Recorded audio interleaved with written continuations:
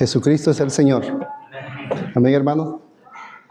Todos los cánticos que estábamos cantando con respecto al Señor glorioso, que yo creo que con eso quedamos satisfechos.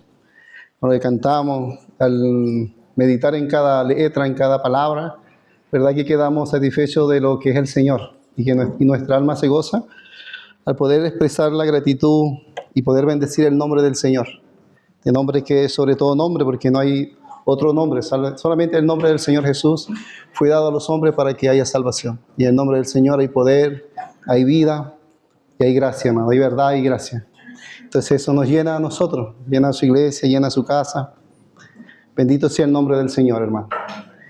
Retomando un poco de lo que el hermano ha estado compartiendo estas semanas atrás, este estudio que se hizo sobre la iglesia de Esmirna, y viendo y contemplando todo lo que se nos compartió con respecto a la vida de los hermanos, la vida que llevan los hermanos, esta vida preciosa, ¿no? Que una vida negada por el Señor, una vida de sufrimiento, una vida que dieron más de sus fuerzas, pudiéramos decir, más allá, y fueron capacitados por el Señor para poder rendirse y derramarse en una ofrenda delante del Señor. Y eso es de admirar en la vida de nuestros hermanos en la iglesia primitiva. Y nosotros no pudiésemos hacer una pregunta, ¿verdad? ¿Qué llevó a los hermanos a esto? Porque cómo dieron sus vidas cuando les tocó morir, cuando les tocó ser mártires. Nuestros hermanos dieron la vida por el Señor, se entregaron por el Señor. Y eso a nosotros debe de animarnos en este tiempo para nosotros mirar al Señor y que de esa forma nosotros podamos entregar nuestra vida al Señor, ¿no? Tal vez algunos seremos mártires, otros no serán mártires, no sabemos, eso está en los propósitos del Señor.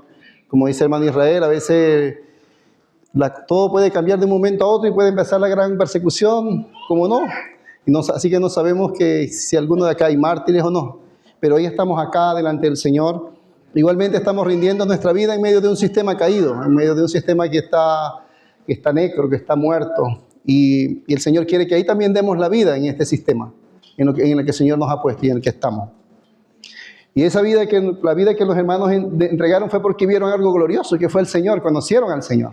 El Señor fue un deleite, eso fue lo que marcó la vida de los hermanos, esa relación, que ellos no conocieron al Señor de oídas solamente, sino que tienen una relación íntima, profunda con el Señor. Cuando el Señor llama a los discípulos, les dice que Él los llamó, ¿verdad? Llama la atención que los llamó para estar con Él. Y eso es precioso, que el Señor llamó a los discípulos para estar con Él. Pero no solamente a los discípulos llamó para estar con Él, sino a todos nosotros, a cada uno de nosotros. El Señor a cada uno de nosotros nos ha llamado a hacer su habitación, su casa, ese lugar donde el Señor quiere tener en nuestro espíritu el encuentro con nosotros, en el espíritu, que podamos conocer al Señor. Y ahí cuando nosotros contemplamos al Señor, hermanos, nosotros vamos a dar la vida del Señor, la vida por el Señor, porque sabemos en que hemos creído también. Y aún en medio de este sistema, como lo dije ahorita, también lo vamos a empezar a dar, a negar nuestra alma por las cosas y a mirar al Señor, no porque negándonos o haciendo cosas nosotros vamos a ser más santos, no, sino por causa de la vida que hemos recibido, como comentaba una hermana, alguien ahorita comentaba que el Señor es digno, por la dignidad del Señor. La iglesia empieza a darse al Señor, empieza a negarse a cosas de este mundo por la dignidad, porque el Señor es digno, y la palabra dice que andemos como es digno, como Él es digno, porque el Señor es digno, la dignidad del Señor. Y ahí, cuando conocemos al Señor, su santidad, su gloria, su vida, empezamos a negarnos por causa de la dignidad y la gloria del Señor. Y no empezamos a decir, no, yo hice esto, o dejé de hacer aquello, y así soy más santo y soy más apartado. No, es por causa de lo que es el Señor, su gloria, su vida, hermano. Y eso es lo que quiere el Señor, nosotros lo experimentemos de esa forma viva, real, que va más allá de una religión, porque la religión es un espíritu religioso. Pero la vida del Señor es vida en nosotros que transforma, que transforma a la humanidad, que transforma estos cuerpos muertos y nuestras almas de lo mortal a lo inmortal, y siendo nutridos del Espíritu del Señor, siendo revestidos de la vida de Cristo, que es lo que va a permanecer para siempre. Eso es lo que va a permanecer para siempre. Lo que nosotros tomemos, degustemos de Cristo, de Él, de su palabra, de su vida, siendo transmitida a nosotros. Dice que cielo y tierra pasará, pero su palabra no pasará. Y la palabra que se encarna en el seno de la iglesia, esa tampoco va a pasar, sino que va a permanecer para siempre y va a venir a ser un peso de gloria en el seno de la iglesia, en nuestras vidas, en cada uno de nosotros. Entonces por eso tenemos que mirar al Señor por lo que es Él, amados hermanos. Y he estado meditando en estos días con respecto a la vida de la mujer samaritana, una historia, ¿verdad?, que nosotros conocemos bastante en las Escrituras y que muchas veces yo sé que hemos meditado, hemos visto cómo es la vida de esta mujer, el Señor, el consejo del Señor, cómo ella trata a esta mujer, pero he estado inclinado mi corazón con la vida de la mujer samaritana con respecto al Edén, cuando el hombre estuvo en el Edén. Entonces hacer como esta comparación con respecto a lo que el Señor muestra, la necesidad de la mujer samaritana, ¿verdad?, que hubo una necesidad en ella, y con respecto a lo que hay en el Edén, lo que el Señor mostró en el Edén para nosotros, para la humanidad, para cuando fuimos creados por el Señor. Entonces, teniendo en cuenta que el hombre tiene necesidad, ¿verdad?, que el hombre hoy en día, después de la caída, nosotros tenemos una necesidad, y esa necesidad principal es el Señor, y tenemos que tener en cuenta eso, hermano. La necesidad principal del hombre, más que cualquier otra cosa, más que un auto, más que las casas, que una casa, un hogar casa que queramos tener o necesitemos tener, o economía, la necesidad más grande del ser humano es la necesidad del alma. Esa fue la que el Señor vino a suplir, a darnos a suplir, a venir a compensar esa necesidad y a librarnos y a saciarnos en el alma. Y una vez despierto por el Espíritu, conocer al Señor, saciar el alma, y sabemos que con el cuerpo no tenemos problema porque el día del Señor seremos semejantes a Él, vamos a ser glorificados. Pero el Señor sí en el Edén muestra la necesidad, esta necesidad que era suplida, la muestra después de la caída, y que el hombre constantemente a través de la historia de la humanidad, se ha visto esta necesidad del hombre. Entonces, por ejemplo, hay una parte en la Escritura, yo tenía por acá, dice que el Señor les dijo, ¿verdad?, que el pueblo de Israel tenía un problema, dice, porque lo habían dejado a Él fuente de agua viva. Entonces cuando nos alejamos del Señor, nosotros nos metemos en problemas, porque empezamos a desear y a estar en cosas que no debemos de estar. Entonces el Señor quiere que vayamos hacia Él, que estemos en Él. Entonces quisiera que leyéramos un poquito. Dice en Génesis 2, a partir del 4 podemos leer. Sí, hermano. Génesis 2, a partir del versículo 4. Dice, estos son, hablando ya del capítulo 1, dice, estos son los orígenes de los cielos y de la tierra cuando fueron creados el día que Jehová Dios hizo los cielos y la tierra y los cielos. Y toda planta del campo antes que fuese en la tierra, y toda hierba del campo antes que naciese, porque Jehová Dios aún no había hecho llover sobre la tierra, ni había hombre para que labrase la tierra, sino que subía de la tierra un vapor, el cual regaba toda la faz de la tierra. Entonces Jehová Dios formó al hombre del polvo de la tierra, y sopló en su nariz aliento de vida, y fue el hombre un ser viviente. Y esto, cuando nosotros vemos aquí esta parte que el hombre fue un ser viviente, su alma empezó a disfrutar y ver al Señor, porque después del capítulo 6, para tomar en cuenta algo, que el hombre después de ser un ser viviente, se volvió en carne, en sus deleites. Y ese es un punto que podemos estudiar después, y es muy precioso cuando nosotros vemos eso. Dice Jehová Dios, el 8, y Jehová Dios plantó en el huerto del Edén, y Jehová Dios plantó un huerto en Edén, al oriente, y puso allí el hombre que había formado. Y Jehová Dios hizo nacer de la tierra todo árbol delicioso a la vista, bueno para comer, también el árbol de la vida en medio del huerto, y el árbol de la ciencia del bien y del mal. Y salía del Edén un río para regar el huerto, y de allí se separaba en 4 brazos. El 15 podemos leer ahí también, hermano. Dice, y tomó pues Jehová Dios al hombre y lo puso en el huerto del Edén, para que lo labrase y lo guardase. Entonces cuando nosotros vemos y contemplamos esta historia del Señor en cuanto a la creación del hombre, hay unos términos aquí unas palabras que cuando nosotros empezamos a leerla, a buscar el origen, el original, en este caso el hebreo, nosotros nos damos cuenta de la riqueza que hay acá, de la riqueza y dónde el Señor había puesto al hombre realmente. No solamente era un huerto, ¿verdad? No solamente era un jardín para que el hombre comiese y tomase frutita y estuviese por allí y estuviera como muy cómodo, solamente humanamente, estuviera ahí tomando, algún momento hubiese tomado del árbol de la vida, pero no solamente ese era el ambiente que había en el Edén, sino por la misma palabra Edén, lo que significa la palabra Edén. Nosotros vemos que hay una profundidad allí, ¿verdad?, del Señor, donde Dios puso al hombre.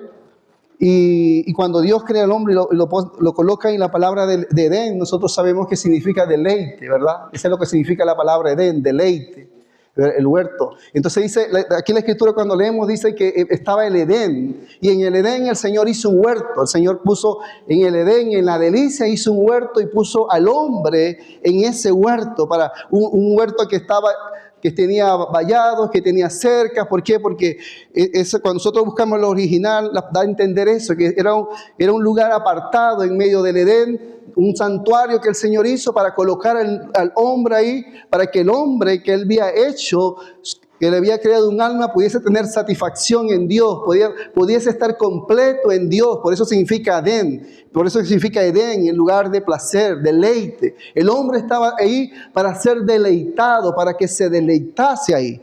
Y cuando nosotros leemos aquí, el 9 dice, y Jehová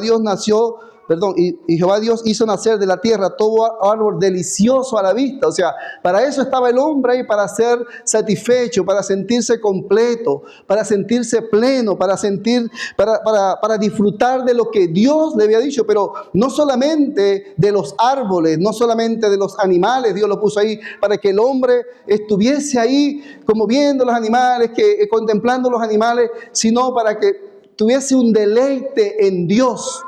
Porque Edén también, buscando la palabra Edén, también habla de eternidad. El huerto estaba establecido en medio de la eternidad, de lo que venía de lo eterno, de Dios, del trono de Dios, de allá, ahí en medio del Edén. El Señor había puesto el hombre para que el hombre en este jardín, que era un jardín de delicia, para que él pudiese disfrutar a Dios, contemplar a Dios, sentirse pleno, satisfecho. Para eso lo había puesto Dios ahí, no solamente para que comiese fruta, solamente para que estuviese ahí, sino para que pudiese contemplar la gloria y la hermosura del Señor, y que su alma se sintiera plenamente satisfecha en Dios por la comunión plena que el hombre tenía, porque no había caído el hombre estaba en ese momento, no había pecado, estaba delante del Señor, y por eso el Señor pone al hombre, le hace un alma que tiene el diseño de Dios, como lo hemos compartido antes, para que el hombre sea satisfecho por Dios y conseguir un deleite en el Señor. Ese fue el propósito del Señor cuando puso al hombre ahí. Y por eso cuando cantábamos y cada cántico habla de la expresión de lo que es Cristo, de su nombre glorioso, sublime, que nuestras palabras, no tenemos palabras para poder expresar al Señor, su gloria. Aún lo poco que nosotros hemos podido conocer del Señor, de su vida, de su muerte, lo que ha hecho, son palabras inefables para que nosotros poder expresar algo tan glorioso en este tiempo en que nosotros estamos en cuanto al Señor, lo que ha hecho. Cuánto más Adán, Eva, que estaba en medio de esa gloria, para contemplar en su alma y en su alma sentirse satisfecho y pleno en Dios, amados hermanos. Entonces, cuando contábamos esos cánticos, decía, wow, cuánto satisfacción, ¿verdad, hermano? Nuestra alma al contemplar, y nuestro espíritu se regocija, nuestra alma se regocija también por causa de nuestro Señor. Y para eso fue puesto el hombre allí. Y también dice que el 9, creo que fue, y el 10 dice, y salía del Edén un río para regar el huerto. O sea, desde la eternidad venía un río. Y también me estaba recordando del Salmo que dice, del río sus corrientes alegran la ciudad de Dios. O sea, la ciudad de Dios se alegra por el río que viene de Dios, que sale de Dios. Y aquí cuando nosotros leemos Génesis, dice que salía del Edén, de allá desde el lugar eterno, a la delicia del placer de Dios, salía un río para regar este huerto donde Dios había puesto, había provisión de Dios para el hombre desde la eternidad en el huerto de la delicia, para que el hombre se sintiera completo y pleno en Dios y por Dios en su alma, en el diseño que Dios había puesto para el hombre. Hermano, cuando uno ve esto, uno dice, cuán glorioso es el Señor. Y uno ve el propósito del Señor desde el Génesis al Apocalipsis, porque también la palabra, aquí cuando dice río, también da a entender la palabra hebrea. Y yo la escribí por acá, más adelante. Dice que es Nahar, río, pero la palabra Ar significa también luz, o sea que desde el Edén venía también un río, una fuente de luz que iluminaba el huerto y eso satisfacía al hombre. Entonces cuando nosotros vemos ya el final de la historia del hombre, cuando vemos en Apocalipsis, cuando vemos la nueva Jerusalén, que dice que esta luz, ¿verdad? Que no va a haber sol, no va a haber lumbrera, sino que la luz, ¿verdad? Dios va a alumbrar esta ciudad, es porque no solamente es que va a haber claridad en la ciudad, sino que esta luz de Dios va a ser una luz plena que que el hombre se va a sentir completo en Dios, su alma se va a sentir regocijada en Dios. Por eso aquí en el Edén venía un río de luz desde la eternidad para alumbrar y que el hombre se sintiese satisfecho. Y también en la consumación de los tiempos, hermano, va a haber lo mismo, va a estar lo mismo. Y eso es glorioso. Eso es glorioso, amados hermanos. Lo que Dios tiene para nosotros, lo que el Señor, la provisión que hay en el Señor para la humanidad, que es lo único que sacia al hombre. Y por eso encontramos expresiones del Señor como dice, yo soy la luz del mundo.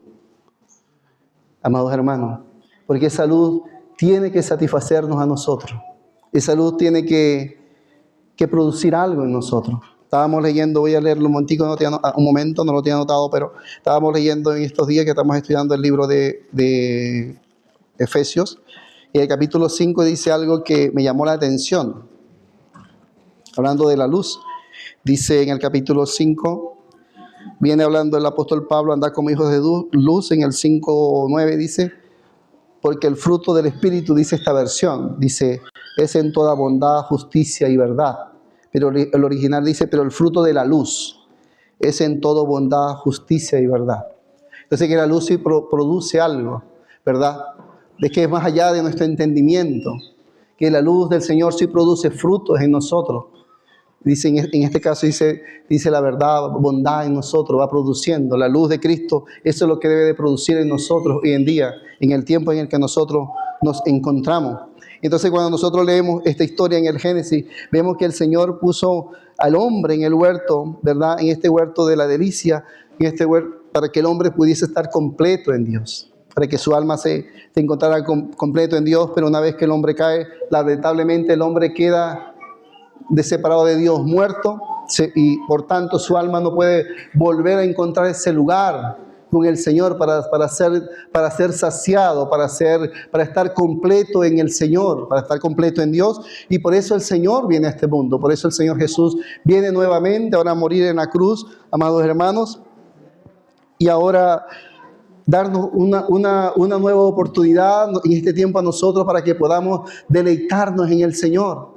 También el hermano estaba leyendo hace rato, cuando compartió el pan, estaba citando, decía que el Señor dijo, el Padre dijo, este es mi Hijo amado, en el cual yo tengo contentamiento. Cuando nosotros buscamos también en el original, en el griego en este caso, dice que también es en cual yo tengo mi delicia. El Padre tiene su delicia en el Hijo. O sea, el Hijo es el Edén de Dios, es nuestro Edén también hoy en día. Jesús es el Edén de la iglesia para que la iglesia hoy se sienta satisfecha, amados hermanos, para que nosotros nos sintamos satisfechos. Esa gloria en el que rodeaba y en el cual estaba Adán, el hombre en el inicio, en este caso en el huerto, ahora nosotros tenemos al Señor Jesús para venir ahora a ser nuestro Edén, la provisión de Dios a nuestras vidas. Ahora el Señor viene a ser el pan de vida, como dijo el mismo Señor, viene a satisfacernos, a llenarnos, y el Señor quiere que lo conozcamos en la magnitud y la gloria que el Señor es.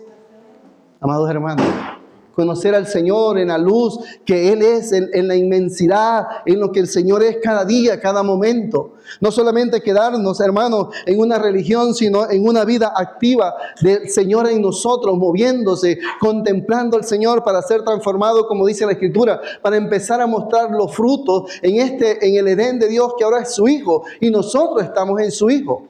La iglesia está en su Hijo, para que demos frutos, amados hermanos. O sea, la iglesia no fue puesta, hermanos, solamente para que vivamos vida, como he dicho siempre, vidas seculares, sino para que la iglesia ahora, en este mundo, empecemos a dar los frutos del Señor, porque el mismo Señor dice que ahora nosotros somos luz. También el Señor dice, vosotros sois la luz de este mundo.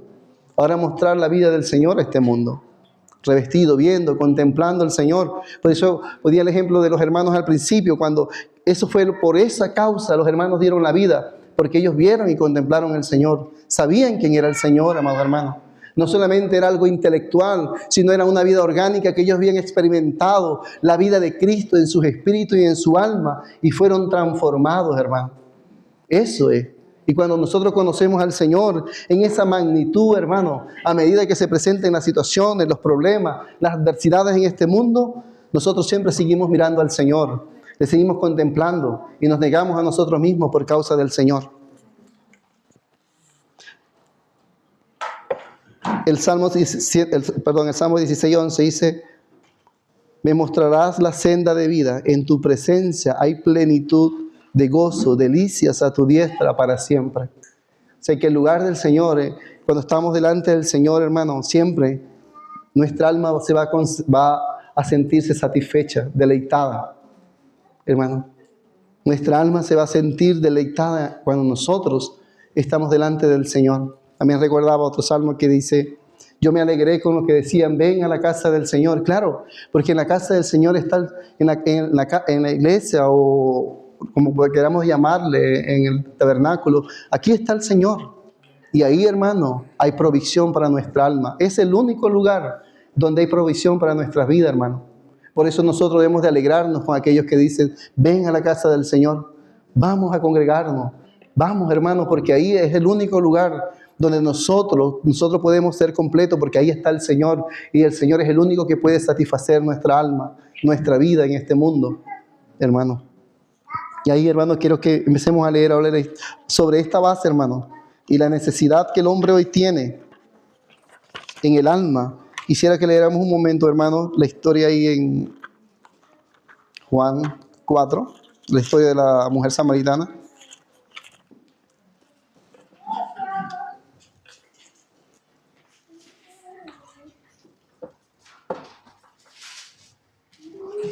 Dice, cuando pues el Señor entendió que los fariseos habían oído decir que Jesús hace y bautiza más discípulos que Juan, aunque Jesús no bautizaba sino sus discípulos, salió de Judea y se fue a otra vez a Galilea, y le era necesario pasar por Samaria.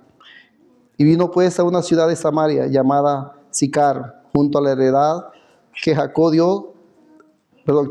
dio a su hijo José.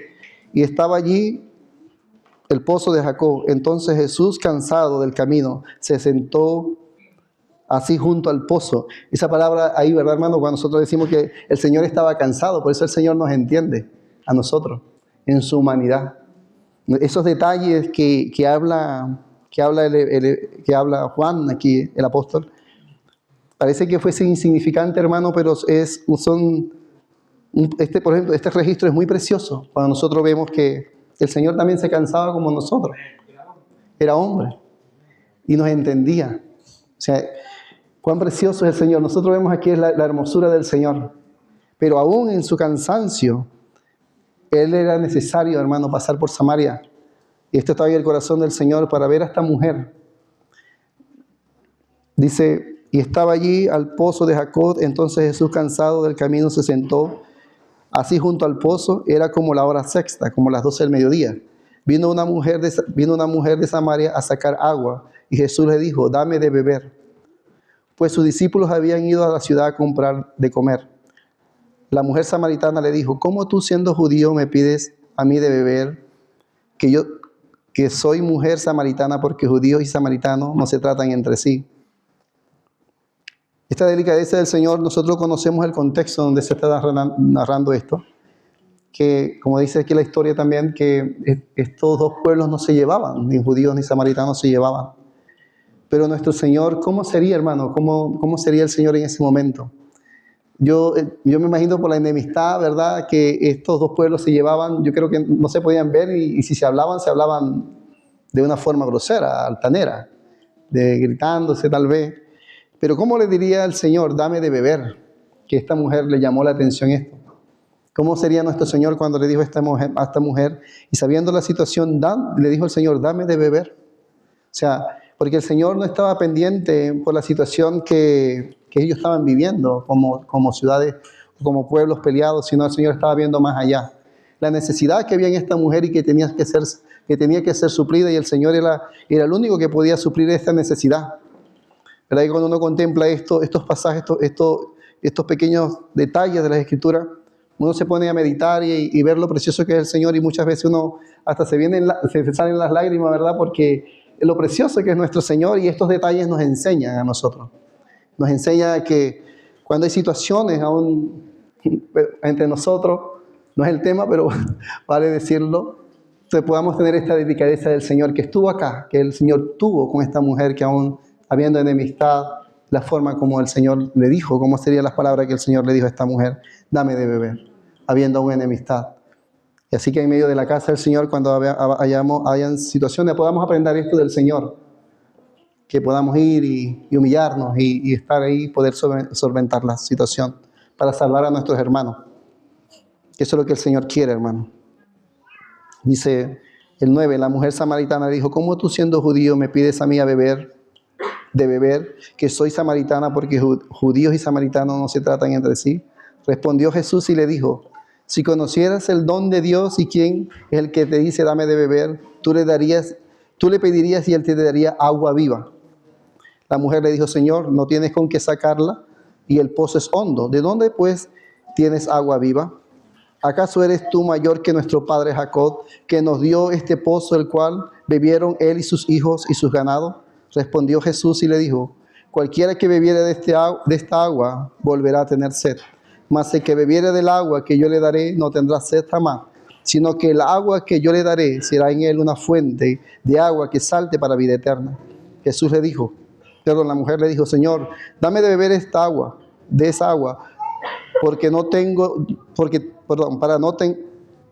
la mujer le dijo, Señor, dame de beber esa agua, para que no tenga yo sed, ni venga aquí a sacarla. Jesús le dijo, ven, llama a tu marido y ven acá. Entonces, nosotros viendo el contexto, primero la hora en que el Señor va acá, que se encuentra con esta mujer, que esta mujer, dada su condición que tenía, ¿verdad?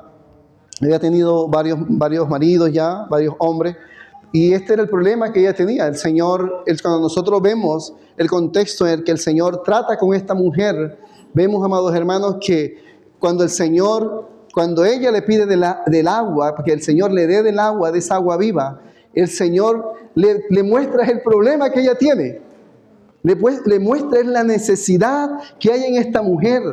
Esta necesidad de su alma, que solo la buscaba en hombres. Entonces el Señor lo primero que le muestra es esto a ella, para mostrar la necesidad que ella tiene. Y el Señor le dice, si conocieras el don de Dios y quién es el que te habla, le pedirías a Él. O sea, porque el Señor sí tiene una fuente de agua viva. El hombre, después de la caída, fue en un pozo, hermano. Solamente porque cuando nosotros buscamos estas dos palabras, cuando la mujer habla del pozo, habla literalmente que fue un pozo, pero cuando el Señor dice que Él le daría de la fuente, del agua viva, son palabras diferentes. Y si dice que el Señor le va a dar una agua viva, es como un chorro que sale de una naciente, esa es la agua que te voy a dar. Hablando, y nosotros la tipología sabemos que esta agua y este don de Dios, refiriéndose a la tipología que es el agua, es el Espíritu del Señor. Dice, si conocieras el don de Dios y quién es el que te habla, si me conocieras a mí,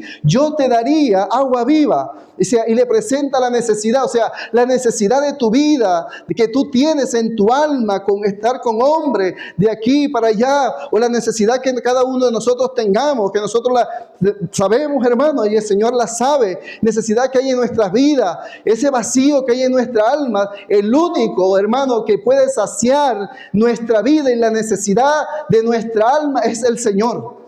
El Señor centra a esta mujer y le dice, mira, tu problema es este y la única solución es esta. Y por eso dice, si supieras quién es el que te habla, el don de Dios. Y el Señor está interesado que la iglesia conozca el don de Dios y lo conozca a Él. Porque la provisión de la iglesia es el Señor. No es más nadie, hermano, solamente el Señor. La provisión de cada matrimonio, de cada vida, de cada joven, en cada etapa que nosotros estemos viviendo. Tu necesidad mayor es el mismo Señor y debemos conocerlo. Debemos conocerlo, amados hermanos. Debemos conocer al Señor.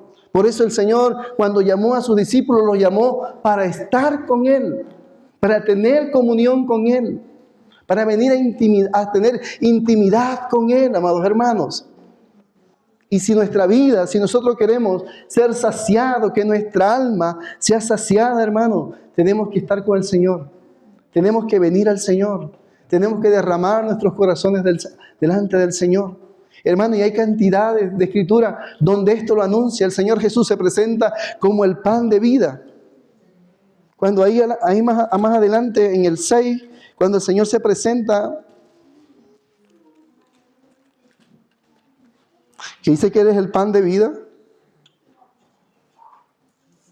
El 6:27 dice trabajar por la comida que perece. Trabajar no por la comida que perece, sino por la comida que a vida eterna permanece, el cual el Hijo del Hombre os dará, porque él señaló el Padre.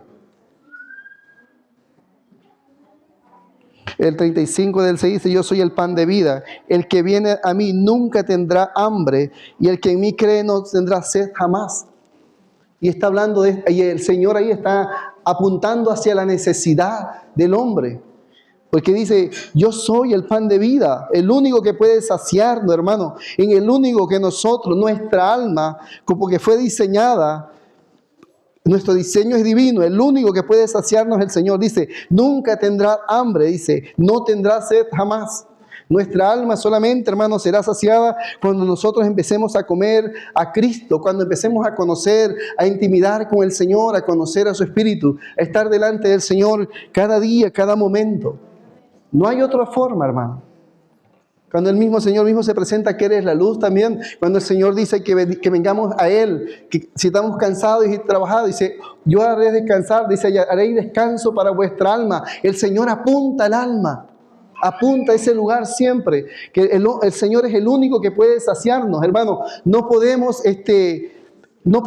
hermanos, echarle tierra a esta verdad tan grande. No podemos descuidar esta verdad tan grande para nosotros seguir profundizando y conocer al Señor, para seguir avanzando en lo que el Señor quiere en nuestra vida. Es que nuestras almas estén siendo saciadas por el Señor, sintiéndose completas por el Señor, en la comunión con el Señor en el Espíritu, poder transmitirse lo que recibimos en el interior, en el Espíritu. Nuestra alma pueda recibir lo de Cristo, lo del Señor, y ser transformado en nuestra alma y nuestro ser a la imagen del Señor. Eso es, hermano, el Evangelio. Eso es lo que nos presenta el Señor. Para contemplar al Señor, dice que allí somos transformados de gloria en gloria. Dice 1 Corintios 3, al final con el 4, inicio del 4. Dice que cuando le contemplamos a Él, cuando le vemos, somos transformados de gloria en gloria por su Espíritu. Estamos con el Señor. Somos llenos, somos saciados por el Señor en ese momento. Entonces, la comunión con el Señor, el de estar, la iglesia a los pies del Señor, hermano, no es opcional. No es algo que nosotros, la iglesia, lo tiene que tener como opcional. No, el Señor Jesús no puede ser un eslogan en la iglesia solamente. Cuando decimos Jesucristo es el Señor, no solamente tiene que ser un eslogan, sino una realidad espiritual en nuestras vidas, porque ahí es donde está la transformación en la realidad espiritual, lo que es el Señor Jesús, su propósito eterno, lo que Él vino a hacer en este mundo, a transformar al hombre, sacarlo de las potestades de las tinieblas, darnos vida, transformarnos, hermanos. Eso fue lo que vino el Señor. A una realidad, a una vida, a un evangelio vivo. ¿Para qué? Para que le seamos testigos, como dice el Señor. Me seréis testigos en Jerusalén y en Samaria hasta los confines de la tierra. Y ese testigo habla que somos representantes del Señor, de lo que Él es, de su obra. Somos testigos, hermano, de que Cristo murió en la cruz, que nos perdonó nuestros pecados y nos sacó de la muerte, nos sacó de muerte a vida. Y que hoy nosotros somos fruto de su aflicción, pero también somos portadores de esa vida. Y cuando venga la iglesia, ven a Cristo en el seno de la iglesia, ven la luz realmente, la iglesia siendo saciada por el Señor realmente, la iglesia comiendo del Señor y la iglesia mostrando al mundo la gloria de Dios, de la gloria del Señor como era en el Edén. Hermanos, que podamos ser conscientes de esto, de esta gloria que pesa sobre los hombros de la iglesia, de la realidad espiritual que la iglesia tiene en este tiempo, porque no solamente es para el día de la eternidad, sino que hoy, contemplando, el Señor se presenta en el presente. Hoy el Señor es el pan de vida para nuestras vidas, para que nosotros no estemos buscando al Señor o metidos allá en el mundo comiendo algarrobas, sino que la iglesia esté comiendo de Cristo y expresando a Cristo, al pan de vida, la luz resplandeciendo en medio de las tinieblas en este mundo, por medio de la luz que recibimos del Señor. La gloria del Evangelio, la transformación de la gloria del Evangelio en nuestras vidas, siendo palpada, tocada, hermano. No es solamente religión. No es solamente, hermano, algo poético, es una realidad. Una vida, hermano, abundante que conseguimos cuando la iglesia está a los pies del Señor, cuando nos rendimos a Él, cuando nos rendimos a su espíritu, a su obra, a lo que Él tiene. Porque el Señor le dijo a esta mujer, en medio de la necesidad que ella tenía, si conocieses el don de Dios. Dios, el Señor, está interesado en que nosotros conozcamos, hermano. El Señor está más interesado, hermano, que nosotros mismos. Porque a veces nosotros pensamos que estamos más interesados nosotros que el Señor, y no es así. El Señor está interesado más que nosotros, que esto pese en la iglesia, hermano. Donde realmente nuestros intereses sean los intereses del Señor. Donde los intereses de la iglesia son los intereses del Señor. No nuestros intereses, hermano. No nuestros propios intereses, sino que en el seno de la iglesia pesen estos intereses del Señor, que es su vida siendo consumida, saboreada, disfrutada por la iglesia, porque eso tiene un impacto eterno, amados hermanos. Tiene un impacto eterno de lo que nosotros hoy estemos, cómo estemos tomando al Señor, cómo estemos viendo al Señor.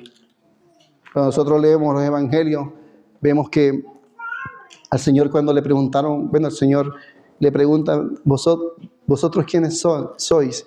Dice uno Juan el Bautista, otro Jeremías, y vosotros, ¿quién dice ustedes quién soy yo? Y Pedro dice, tú eres el Cristo, el Hijo del Dios viviente. Y esa es una respuesta gloriosa que hasta hoy, hermano, ha tenido eco, y va a tener eco por la eternidad, esta respuesta del apóstol Pedro. Una respuesta, hermano, tan preciosa que el apóstol tuvo con respecto al Señor, que era el Cristo, el Mesías, el Salvador, el Hijo del Dios viviente. Tiene una repercusión hasta ahora. Pero aquellos hombres que vieron al Señor solamente como José, como ese Jesús, el hijo de María y José, aquí en la Escritura no están registrados. Aquellos que vieron a Jesús solamente como el carpintero, el hijo de Jesús y María, el carpintero, el hijo de Jesús y María, ellos no tuvieron hermano. En este libro no están registrados solamente de esa forma. Pero aquellos como Pedro, que vio a Cristo, al Señor como el Cristo del Hijo del Dios viviente, tiene el nombre puesto en la Nueva Jerusalén. Los cimientos tienen el nombre de Él. Entonces, es importante, hermano, prestar atención a estos detalles del Señor que Él muestra acá. Porque pudiésemos decir que esto es para personas que no tienen al Señor o que apenas están llegando, como en el caso de la mujer samaritana. Pero muchas veces nosotros ya, con muchos años del Evangelio, perdemos esta visión de lo que es el Señor, de la gloria de que es el Señor.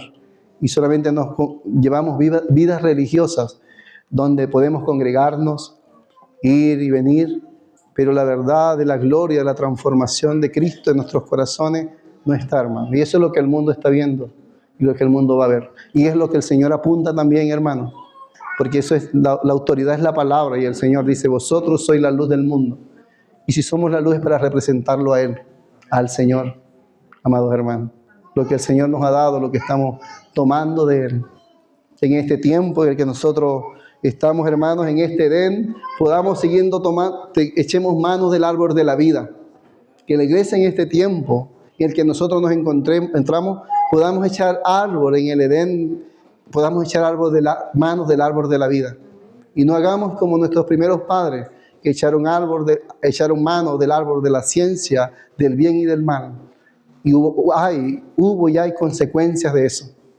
Entonces, hoy en día también nosotros, hermanos, podemos echar manos del árbol de la vida, de la ciencia, del bien y del mal de este mundo, de la filosofía, de la psicología, de todas estas cosas. Y verdaderamente del que tenemos que echar mano, del árbol de la vida, que en Él está la plenitud del hombre, porque también el apóstol Pablo dice que en Él estamos completos. En Él estamos completos, hermano. Nuestra alma está completa solamente en Cristo. No hay en más nadie, solamente en el Señor. Entonces, pues nosotros nos podemos, estando en este tiempo, nos podemos encontrar echando manos del árbol de la vida. Y no manos del árbol, perdón, nos podemos ser encontrados echando manos del árbol de la ciencia, del bien y del mal, y no echando mano, la iglesia echando mano del árbol de la vida.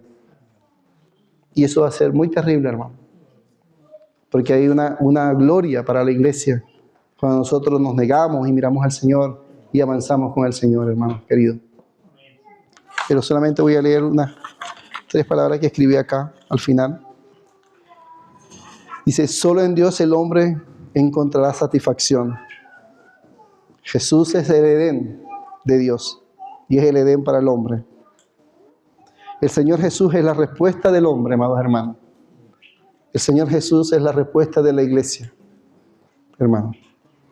No busquemos en otra parte, sino solamente en el Señor, porque en Él está la respuesta de la iglesia. Si tú tienes preguntas que hacer, ve al Señor.